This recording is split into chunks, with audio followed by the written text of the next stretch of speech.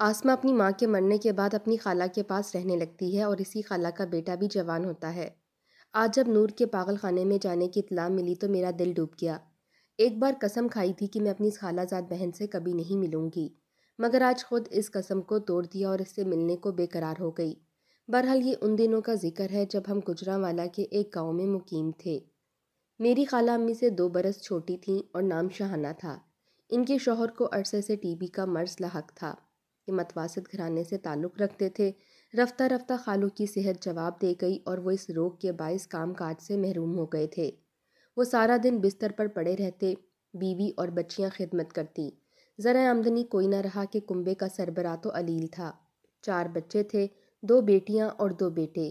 ان کی ذمہ داری بھی خالہ شاہانہ کے ناتواں کندھوں پر تھی۔ حالات ایسے ہو گئے کہ چولہا ٹھنڈا رہنے لگا تب خالہ جان لوگوں کے گھروں میں محنت مزدوری کرنے نکلیں۔ کسی کے گھر کی رضائیاں سیتیں اور کسی کا اناج پکاتیں، کسی کے ملبوسات سلائی کرنے کو لاتیں۔ الغرض اس طرح وہ اپنے بچوں کی ضروریات پوری کرنے لگیں۔ آمدنی میں بیمار شوہر کا علاج و معالجہ لازم تھا۔ ان کو پریشان دیکھ کر امی جان کا دل کرتا، بہانے بہانے سے جاتیں اور کچھ نہ کچھ دے آتیں تاکہ خالہ شاہانہ کی مدد ہو جائے، جس پر خالہ امی کی مشکور رہتی کہ برے وقت میں اپنے ہی کام آتے ہیں۔ انہی دنوں بڑی بیٹی نور نے مڈل کا امتحان پاس کیا تھا۔ وہ گورنمنٹ گرلز ہائی اسکول جانا چاہتی تھی مگر حالات کی وجہ سے تعلیم کو خیر آباد کہنا پڑا۔ تبھی پڑوسن کی تواسط سے ایک فیکٹری میں ملازمت مل گئی۔ نور ان دنوں بامشکل 15-16 برس کی تھی۔ وہ فیکٹری پہلی بار کام کرنے گئی۔ آپ سمجھ سکتے ہیں کہ 15-16 برس کی کم سن بچی میں کیا عقل ہوتی ہے۔ بے شک وہ ذہین تھی مگر تجربہ کار نہ تھی۔ زمانے کی اونچ نیچ کو نہیں سمجھتی تھی، بہک گئی۔ بہن بھائیوں سے کم شکل تھی، صرف قبول صورت تھی، جبکہ خالہ جان کی باقی تینوں بچے خوبصورت اور گورے چٹے تھے۔ خدا جانے شاہانہ کس پر گئی تھی۔ رنگت سانولی مگر قد کاٹ خوب شاندار تھا۔ اس کو بچپن سے ہی یہی کمپلیکس تھا کہ وہ خوبصورت نہیں ہے۔ یہی وجہ تھی کہ وہ خود کو بنا سنوار کر رکھتی اور شوق رنگ کے لباس پہنتی تھی تاکہ نمایاں نظر آئے۔ رشتہ دار لڑکیوں میں اسے فیشنیبل سمجھا جاتا تھا۔ غربت کے باوجود وہ غریب گھر کی نہیں لگتی تھی۔ جس فیکٹری میں کام کرتی تھی وہ گھر سے 1 میل کے فاصلے پر تھی۔ یہ فاصلہ وہ پیدل ہی طے کرتی تھی۔ تینوں بہن بھائی چھوٹے تھے اور سرکاری اسکول میں زیر تعلیم تھے۔ کچھ لڑکیوں کو کم عمری سے ہی احساس ذمہ داری ہو جاتی ہے۔ نور بھی چاہتی تھی کہ اپنی آمدنی سے گھر کے مسائل کو سنبھال لے اور غربت کے عذاب سے نجات پائے۔ کم آمدنی کے باوجود ماں بیٹی کی قلیل آمدنی سے گھر کا گزارا اچھی طرح سے نہیں حل ہو پا رہا تھا، اور نور اس فکر میں گھلی جا رہی تھی کہ کسی طور پر اوور ٹائم وغیرہ کر کے آمدنی کو بڑھائے تاکہ بیمار باپ کو وقت پر دوا دے سکوں۔ فیکٹری میں ایک شخص حسنین نامی کام کرتا تھا جس کی عمر 28 سال کے لگ بھگ ہوگی۔ وہ کافی خوبصورت، اونچا لمبا نوجوان تھا اور کام کی نگرانی اسی کے ذمہ تھی۔ وہ بھی اس کے انڈر کام کرتی تھی۔ حسنین بھی ایک پرکشش اور محنتی ورکر تھا، لہٰذا حسنین اس کو دوسری ورکر لڑکیوں پر ترجیح دیتا تھا۔ یوں دونوں کا ایک ذہنی رشتہ قائم ہو گیا۔ جو بات حسنین سمجھاتا تھا دوسروں سے پہلے نور سمجھ جاتی تھی۔ ہوتے ہوتے دونوں میں اپنائیت بڑھتی گئی۔ ایک دن نور نے حسنین کو اپنے مسائل سے آگاہ کر دیا اور استدعا کی کہ وہ اس فیکٹری میں اوور ٹائم دلوا دے تاکہ آمدنی مزید بہتر ہو جائے۔ حسنین نے وعدہ کیا کہ وہ مینیجر سے بات کرے گا۔ کوشش کرنے سے نور کو اوور ٹائم تو مل گیا، مگر اب ڈیوٹی کے اختتام پر رات ہو جاتی تو گھر واپس لوٹنے کا مسئلہ کھڑا ہو گیا۔ وہ اکیلی رات کو گھر جانے سے ڈرتی تھی۔ اس نے اپنے خوف کا ذکر حسنین سے کیا تو وہ بولا، میں بھی اسی ٹائم چھٹی کر کے گھر جاتا ہوں اور میرے راستے میں تمہارا گھر ہے، میں تم کو روز چھوڑ دیا کروں گا۔ اندھا کیا چاہے 2 آنکھیں۔ ویسے بھی نور حسنین کو پسند کرتی تھی، اس نے حامی بھر لی۔ دونوں روز چھٹی کے وقت ایک ساتھ فیکٹری سے نکلتے۔ حسنین کبھی موٹر سائیکل پر اور کبھی پیدل گھر چھوڑنے جاتا۔ اس بات پر خالہ کو تو اعتراض نہیں ہوا، لیکن کچھ پڑوسیوں کو اعتراض ضرور تھا اور رشتہ داروں کو بھی تھا، جن میں میرے والدین بھی شامل تھے۔ ان کو اعتراض تھا کہ نور ایک غیر لڑکے کے ساتھ کیوں موٹر سائیکل پر گھر آتی ہے، بہتر ہے کہ وہ یہ ڈیوٹی نہ کرے اور وقت پر گھر آ جایا کرے، جبکہ نور کا کہنا تھا کہ اس کے گھریلو مسائل کا حل تو اسی کو ہی نکالنا ہے۔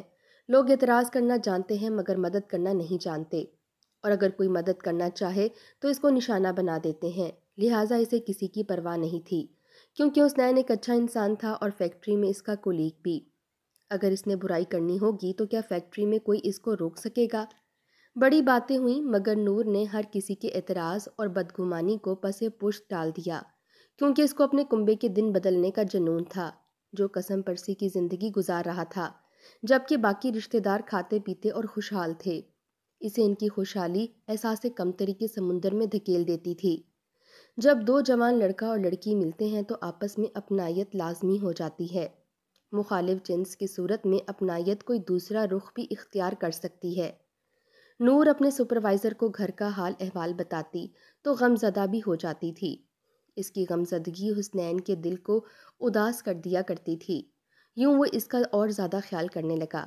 ادھر نور کو اس شخص کا گورا رنگ اور دلکش نقوش پسند تھے، کیونکہ وہ حسن پرست تھی۔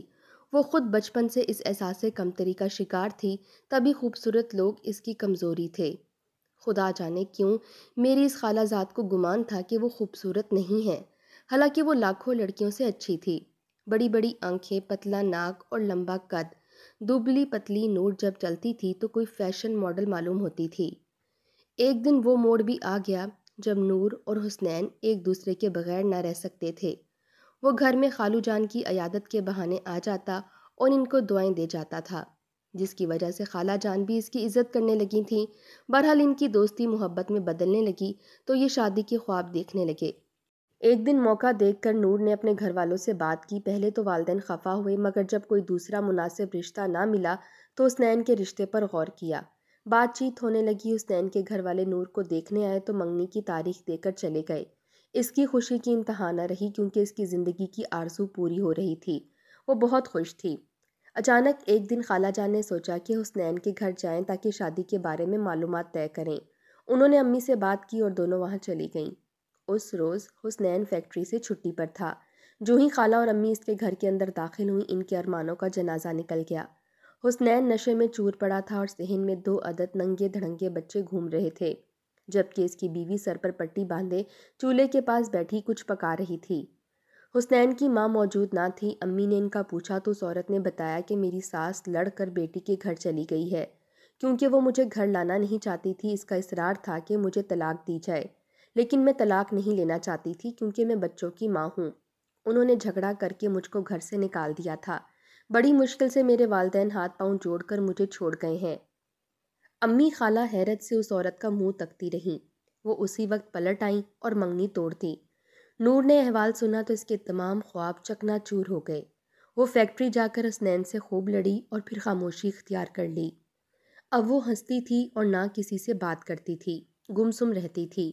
کھانا پینا بھی برائے نام رہ گیا، رنگت پیلی پڑتی جا رہی تھی۔ در حقیقت اس کو حسنین سے اس قدر دھوکے کی توقع نہ تھی۔ اس نے خود کو کنوارا ظاہر کر کے نور کو اپنے پیار کے جال میں پھنسایا اور پھر بیوی سے جھگڑا کر کے گھر سے چلتا کر دیا۔ اس کا ارادہ بیوی کو طلاق دینے کا تھا، لیکن کچھ رشتہ داروں نے بیچ میں پڑھ کر معاملہ رفع دفع کرا دیا۔ تاہم حسنین بھی دوسری شادی نہ کر سکنے پر وہ بھی صدمے سے نڈھال تھا۔ رد عمل کی طور پر اپنی بیوی سے اور برا سلوک کرتا تھا۔ نور کا حال دیکھ کر اس کی ماں نے سوچا کہ اس کی شادی کر دی جائے۔ خالہ جان بیچاری تو اس واقعے سے بے حد رنجیدہ اور حواس باختہ ہو رہی تھیں۔ بار بار آنسو ان کی آنکھوں سے ٹپک پڑتے تھے۔ بہن کو رنجیدہ دیکھ کر امی کا دل پسیج گیا۔ خالہ جان سے بھائی کاشف کے لیے بات کرتی، اپنے بھلے ہوتے ہیں، ہم بہنیں ہیں، آپس میں ایک دوسرے کے دکھ سکھ میں شریک ہو جائیں گے۔ خالہ تو دل سے چاہتی تھیں، لیکن نور نے یہ کہہ کر انکار کر دیا کہ کاشف خوبصورت نہیں ہے اور اس کا قد بھی چھوٹا ہے، جبکہ مجھے ایسے جیون ساتھی کی آرزو ہے جس کا قد لمبا ہو اور وہ خوبصورت بھی ہو۔ ہم لوگ کیونکہ گاؤں میں رہتے تھے، لہٰذا رمشا کو یہ بھی اعتراض تھا کہ میں شہری ہوں اور وہ پینڈو ٹائپ زیادہ ہیں۔ حالانکہ میرے بھائی جان کاشف سعودیہ میں تھے اور جاب کر رہے تھے اور ہمارے گھر کے حالات بھی بہت اچھے تھے۔ بلا شبہ نور کو اس سے بہتر رشتہ نہیں مل سکتا تھا۔ امی کو نور کے انکار کا بہت دکھ ہوا اور اس سے زیادہ کاشف بھائی مایوس ہوئے، کیونکہ انہوں نے خالہ کی مصیبت بھری زندگی دیکھتے ہوئے ان کی مدد کا ذہن بنا لیا تھا۔ نور ان کو بھی اچھی لگتی تھی۔ نور ان دنوں جوانی کے نشے میں چور تھی، اسے اپنے سوا کچھ نظر نہیں آتا تھا۔ کچھ عرصے بعد عامر نامی ایک شخص کا رشتہ آ گیا۔ وہ میری خالہ زاد سے 10 سال بڑا تھا، لیکن اس میں شک نہیں کہ کافی خوبصورت تھا، بالکل فلمی ہیرو لگتا تھا۔ نور تو اس کی ایک جھلک دیکھ کر مر مٹی تھی۔ عمروں کا فرق کا بھی خیال نہیں کیا اور ہاں کہہ دیا۔ خالو قریب المرگ تھے۔ خالہ نے سوچا کہ ایک فرض پورا کروں، آگے اللہ مالک ہے۔ عامر کی 3 بہنیں شادی شدہ تھیں اور ماں فوت ہو چکی تھی، جبکہ باپ شراب کا رسیہ اور جوئے کا عادی تھا۔ شادی کے بعد چند ماہ آرام سے گزرے، پھر مسائل کا دروازہ کھل گیا۔ مکان اتنا بڑا تھا کہ ایک حصے میں یہ رہتے تھے اور باقی کرائے پر اٹھایا ہوا تھا۔ اس کرائے سے عامر اور نور کا اچھا گزارا ہو جاتا تھا۔ جب نور کے سسر نے جوئے میں مکان ہار دیا تو یہ سب لوگ بے گھر ہو گئے اور کرائے کے گھر میں رہنے لگے۔ نور نے اس بربادی سے بھی سمجھوتا کر لیا، کیونکہ وہ زندگی کی نشیب و فراز بچپن سے ہی سہتی آئی تھی۔ زندگی میں اب تک دکھوں کے سوا کچھ نہیں ملا تھا۔ اسی دوران ان کے گھر بیٹی پیدا ہوئی جس کا نام اقصیٰ رکھا گیا۔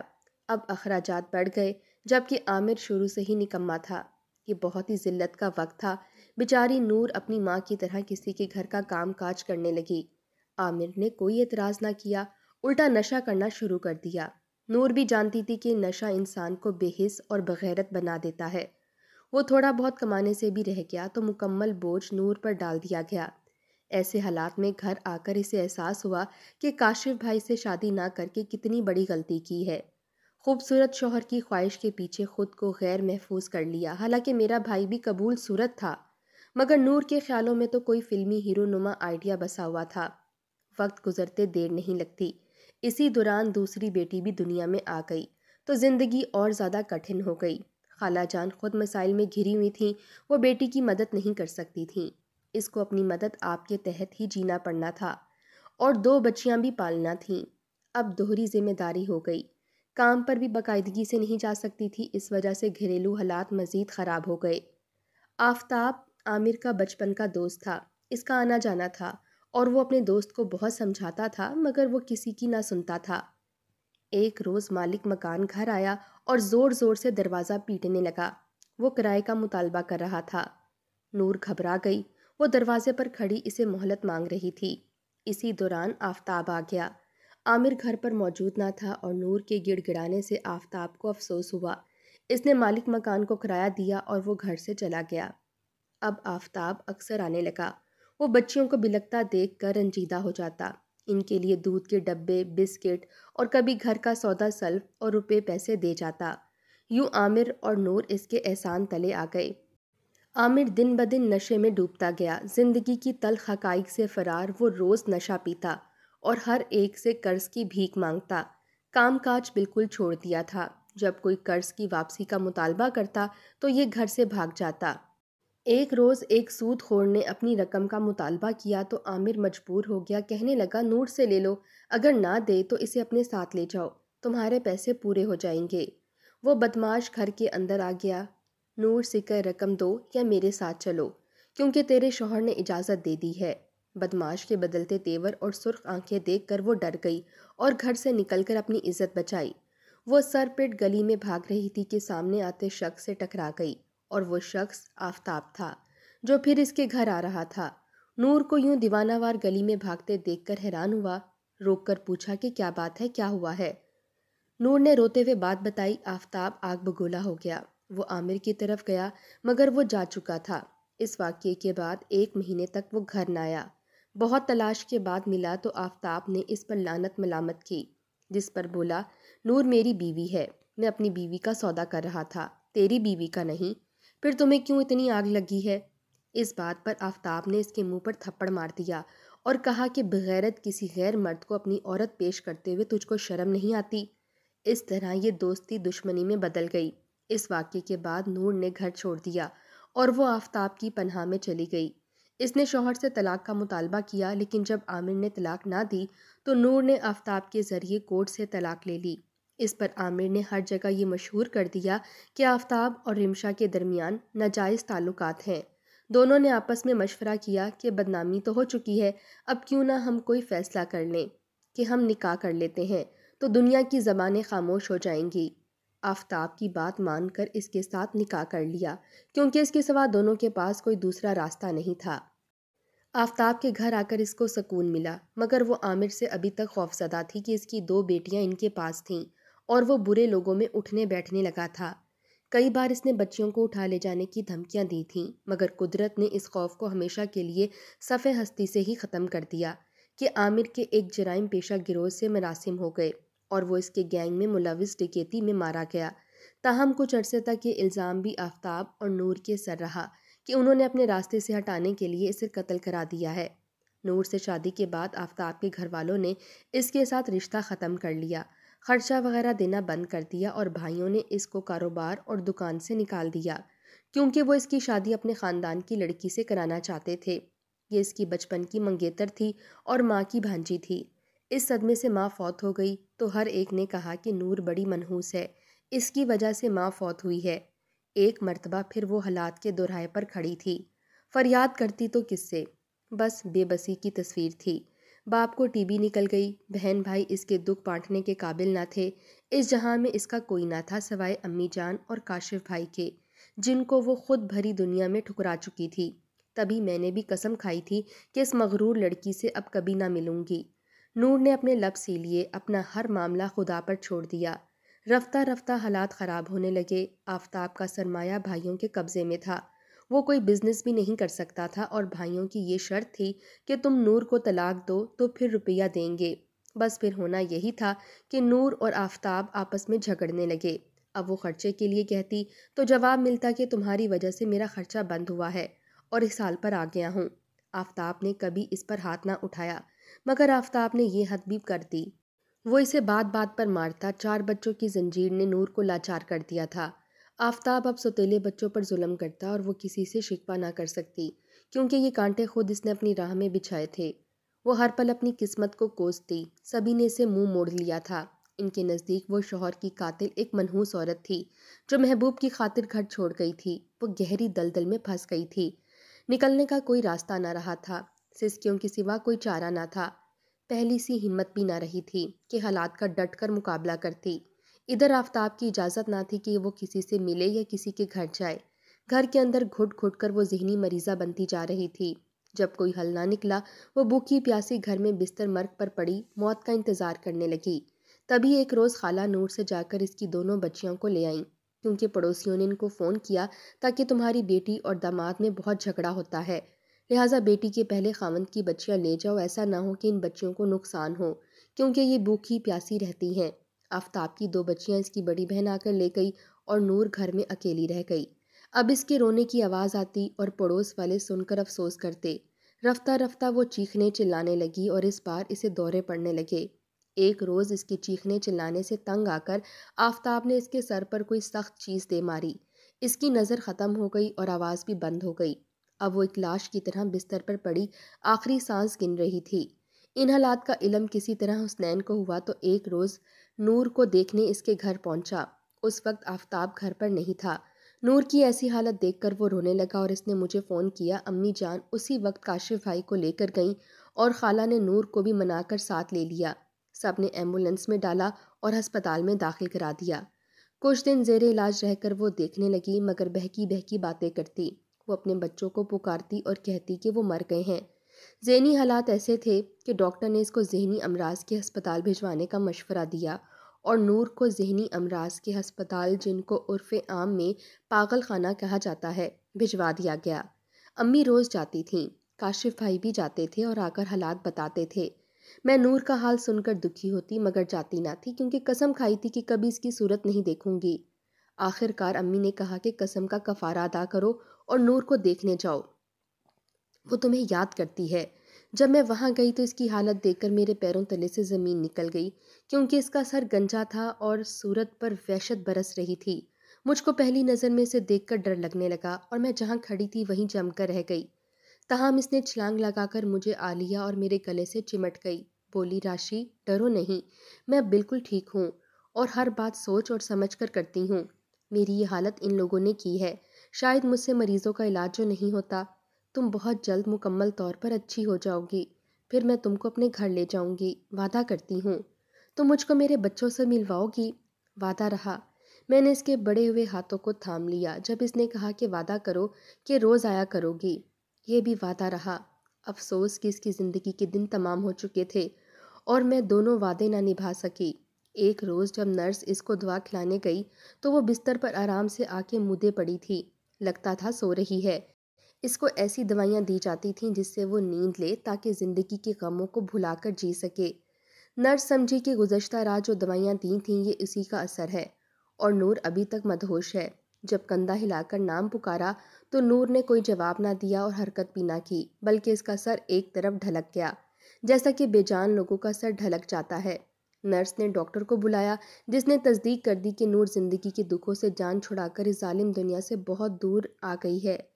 جب اس کی موت کی خبر سنی میں صدمے میں رہ گئی، اور آنسو آنکھوں سے بہنے لگے تھے کہ ایک کاش میں اس کی بچیوں سے ایک بار اسے ملا دیتی۔ ڈاکٹر بھی یہی کہتے تھے کہ ابھی نہیں ملوا سکتے، بچیاں ماں کو اس حال میں دیکھیں گی تو ڈر جائیں گی، وہ ہمیشہ یہی سوچیں گی کہ ان کی ماں پاگل تھی۔ حالانکہ نور جتنی بھی پاگل تھی، وہ ایک لمحے کو بھی اپنی بچیوں کو نہ بھولتی تھی۔ ہمارے وطن میں غربت کی شرح بہت بڑھ گئی ہے، اور جو طبقہ عوام کی غربت کی لکیر سے نیچے زندگی گزارنے پر مجبور ہیں، دراصل نور اور ایسے بہت سے معصوم انسانوں کا اصل قاتل وہی طبقہ ہے۔ شاید ان لوگوں کو خوف خدا نہیں ہے، کیونکہ جرائم اور ذہنی امراض کی ایک بڑی وجہ غربت بھی ہے۔ نور کی 2 بچیاں خالہ جان کے پاس ہیں اور 2 کا پتہ نہیں۔ یقیناً ان کو سسرال والوں نے پالا ہوگا، کیونکہ وہ بیٹیاں آفتاب سے تھیں، لہٰذا خالہ جان نے ان سے ملنے کی کوشش نہیں کی، کیونکہ وہ آفتاب سے اب کوئی واسطہ نہیں رکھنا چاہتی تھیں۔ خدا ایسی تقدیر کسی کی نہ بنائے جیسی نور کی تھی۔